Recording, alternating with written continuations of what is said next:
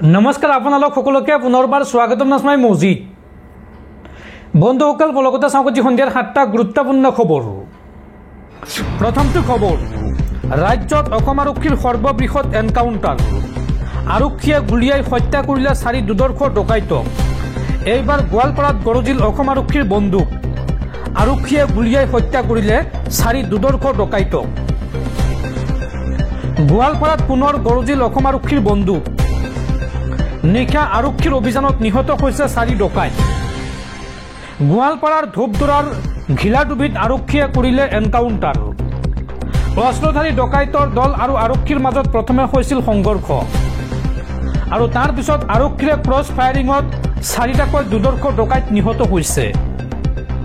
SSP Navneet মহন্তৰ নেতৃত্বত ডকাইতৰ বিৰুদ্ধে চলিছিল এই অভিযান আৰু নিহত ডকাইত কেইটাৰ পৰা জব্দ কৰা হৈছে সজীৱ গুলিসহ 4টাকৈ পিষ্টল।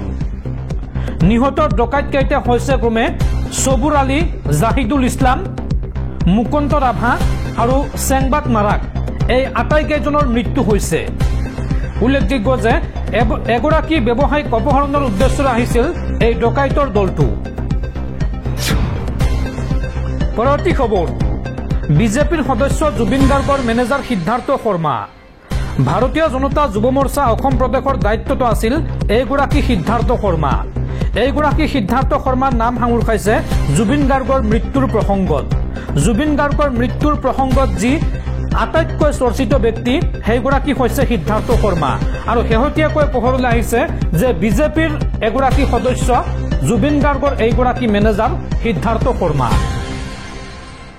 বিজেপিৰ সদস্য জুবিন গাৰ্গৰ মেনেজাৰ সিদ্ধাৰ্থ শৰ্মা।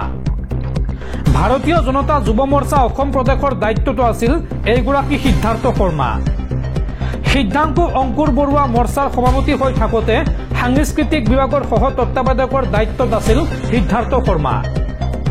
2021 চনৰ পৰা 2024 চনলৈ তেওঁ আছিল এই দায়িত্বত আৰু জুবিন গাৰ্গৰ মৃত্যুত নাম সাঙুৰ খাইছে এইগৰাকী সিদ্ধাৰ্থ শৰ্মাৰ।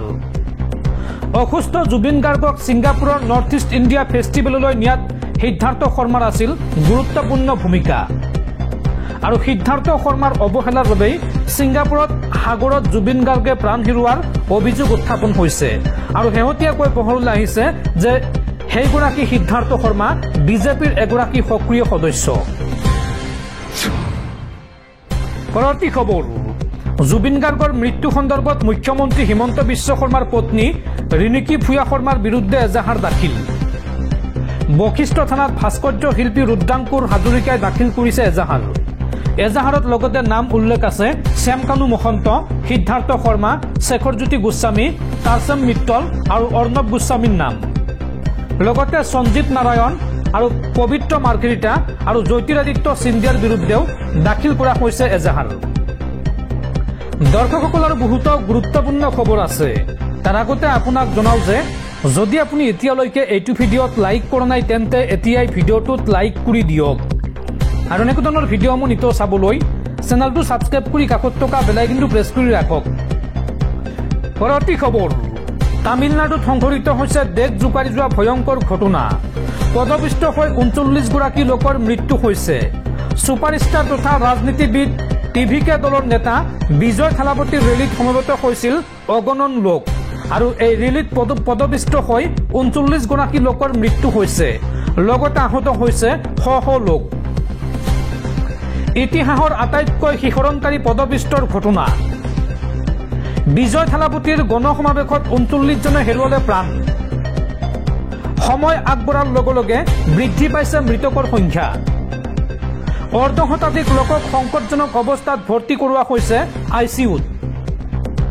লাখ লাখ লোক সমবেত হৈছিল বিজয় থালাপতিৰ সভাত আৰু এই ৰেলীত ঠেলা হেঁচাৰ ফলত মৃত্যু হৈছে 39জনকৈ লোকৰ আৰু শ শ লোক আহত হৈছে। বহুকেইজনৰ অৱস্থা সংকটজনক। এই ভয়ংকৰ ঘটনাৰ পিছতে চিন্তিত হৈ পৰিছে তামিলনাডুৰ মুখ্যমন্ত্ৰী MK ষ্টেলিন আৰু মৃতকৰ সংখ্যা আৰু অধিক বৃদ্ধি পাব পাৰে বুলি আশংকা প্ৰকাশ কৰা হৈছে। এই ঘটনাৰ পিছতে উচ্চস্তৰীয় বৈঠকত মিলিত হৈছে MK ষ্টেলিন। তামিলনাডুৰ কৰুৰত সংঘটিত হৈছে দেশ কঁপাই যোৱা এই ভয়ংকৰ ঘটনা।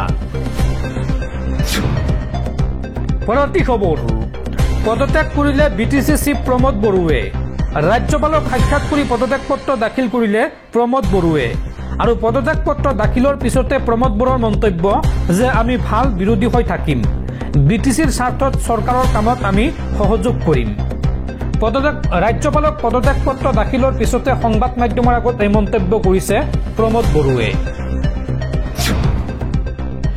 পৰৱৰ্তী খবৰ আজি এছিয়া কাপৰ ফাইনেলত সমুখ সমৰত নামিব ভাৰত আৰু পাকিস্তান ডুবাইৰ আন্তৰ্জাতিক ষ্টেডিয়ামত নিশা 8 বজাৰ লগে লগে আৰম্ভ হ'ব হাই ভোল্টেজ মেচ উল্লেখযোগ্য যে 41 বছৰৰ পিছত ভাৰতৰ সন্মুখত চিৰবৈৰী পাকিস্তান 41 বছৰৰ পিছত এছিয়া কাপৰ ফাইনেলত মুখামুখি হৈছে ভাৰত আৰু পাকিস্তান